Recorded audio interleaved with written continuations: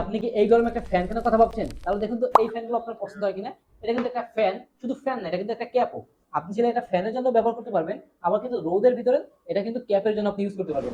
যখন আপনি বাইরে বের হবেন তখন কিন্তু রোদ থেকে এটা বাঁচাবে। তো এগুলো সম্পূর্ণ ফ্যানটা, এটা কিন্তু প্লাস্টিক একটা বিল কোয়ালিটি, এবং এখানে একটা পাওয়ার বাটন রয়েছে, এখানে আপনি চাপ দিলে কিন্তু ফ্যানটা অন হয়ে যাবে। এবং এটা কিন্তু ৩টা মোডে চলবে, আপনি ১, ২, ৩ এরকম ৩টা মোডে কিন্তু এই ফ্যানটা আপনি ইউজ করতে পারবেন। তার সাথে সাথে কিন্তু এটাকে আপনি রোটেটও করতে পারবেন।